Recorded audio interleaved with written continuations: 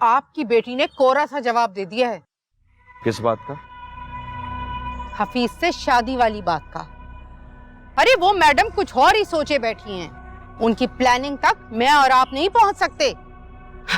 मैं आपको बता रही हूँ, जैसे पहले एन शादी के वक्त ये मना करके भागी थी, ये फिर यही करेगी।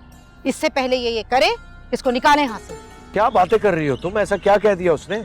इस घर पर अपना हक जमाए बैठी है। कहती है मेरे बाप का घर है। तो ठीक ही तो कहती है। क्या मतलब? ये क्या कहा है आपने? इस घर पर किसी का हक नहीं। ये उसके बाप का घर नहीं है, मेरे बाप का घर है। उससे कहें निकले यहाँ से। अरे वो तो पक्के डेरे जमा कर बैठ गई है इस घर में परमानेंटली। मैं क्या उसको और उसकी बेटी को पालती रहूंगी? नहीं भाई, उसको निकालें यहाँ से। तुम्हें कोई गलत फहमी हुई है राबिया। वो इस घर में अपना हिस्सा क्यों मांगेगी? वो तो अपने बाप का घर समझकर इसमें रहना चाह रही है। इतना हक तो है उसका। कोई हक नहीं है उसका। उससे कहें या तो हफीज से शादी करके उसके साथ चली जाए या कहीं भी चली जाए। बस इस घर में मैं उसको बर्दाश्त नहीं कर सकती। उसके साथ मुझे जितनी नेकियां करनी थी ना सुफियान, वो मैं कर चुकी और उसका सिला मुझे सिर्फ एक ही मिला। मेरे सर पे खाक डाली है उसने। मजीद मैं उसके साथ कोई नेकी करने के मूड में नहीं हूँ। अच्छा, उसे कुछ दिन यहाँ रहने दो। मैं कल ही उसका कोई और बंदोबस्त करता हूँ। अरे हम क्यों करेंगे उसके लिए कुछ बंदोबस्त?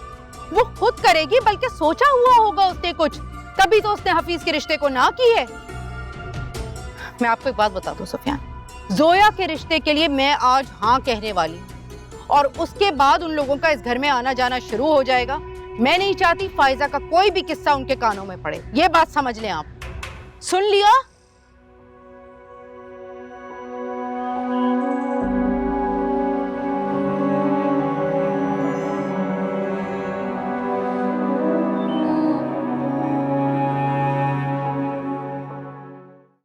नहीं आप सही कह रही हैं। आप छोटी सी तो जिंदगी है, क्या नाराजगियां पाल कर रखना। लेकिन मुझे खुशी है कि आपने अपनी नाराजगी दूर कर ली। अरे ये तो बहुत खुशी की बात है। ठीक है, मुझे इंतजार रहेगा आपका। चल, अपना बहुत ख्याल है। ओके, खुदा हाफिज। आज आपा ने कैसे फोन कर दिया? मैं तो खुद हैरान हूँ, पता नहीं इन्हें आज हमारी याद कैसे आ गई, वरना तो ये सख्त नाराज थी मुझसे, याद है ना? खून के रिश्ते ऐसे ही होते हैं। बहन भाई ज्यादा अरसे तक एक दूसरे से नाराज नहीं रह सकते।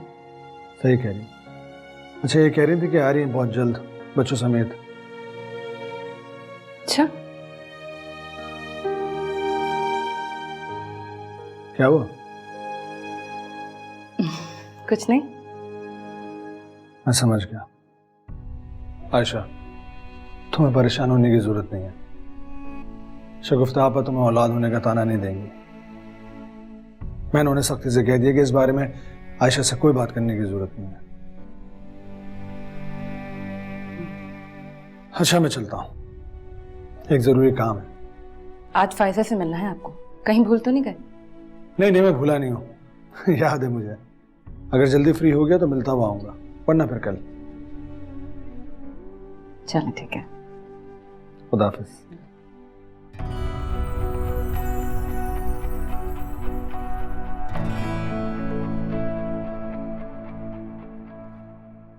हेलो, अस्सलाम वालेकुम। मैं राबिया बात कर रही हूँ। जी फरमाइए, कैसी हैं आप?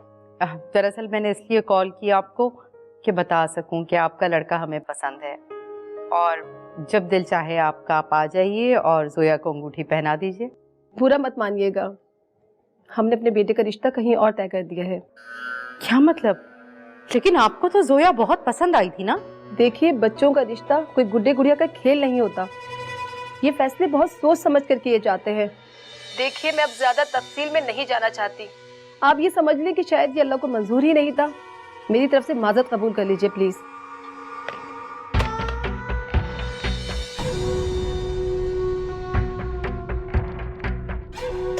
खुदा, हाय अल्लाह। क्या बात है राबिया, खैरियत तो है? जोया के रिश्ते वालों ने मना कर दिया। क्या? ये सब इस मनहूस के सब्ज कदमों की वजह से हुआ है। क्या? इसके सब्ज कदम जो इस घर में पड़ गए। ये इसने अपना घर भी नहीं बसा, ये मेरी बेटी का घर भी नहीं बसने देगी। इस नहुसत की वजह से कि सब कुछ हो रहा है। निकाले इसको इस घर से, मैं बता रही हूँ आपको। कल तक वो इतना पसंद करते थे जोया को, फिर मुझे बताएं इसके आते ही ऐसा क्या हो गया कि सारी काया पलट गई? इसको निकालें। इस मनहूस के होते हुए मेरी बेटी का घर बस ही नहीं सकता। राबिया, इसमें इस बेचारी का क्या कसूर है? इसकी वजह से, इसके करतूत हैं जो मेरी बेटी के सामने आ रहे हैं। ना ये उस दिन सामने आती और ना वो इसके बारे में जानते हुए उन्हें पता ही ना चलता ये मनहूस भी आपकी बेटी है। दफा हो जाओ मेरे घर से। अरे राबिया, प्लीज अपने आप को संभालो। मेरे सर चकरा रहे हैं। आराम से बैठ के बात करते हैं, बैठ। अगर आप चाहते हैं ना कि मैं सही सलामत रहूं, निकालें इसको इस घर से। ठीक है, तुम इधर आओ, मैं इससे बात करता हूँ, तुम इधर आओ।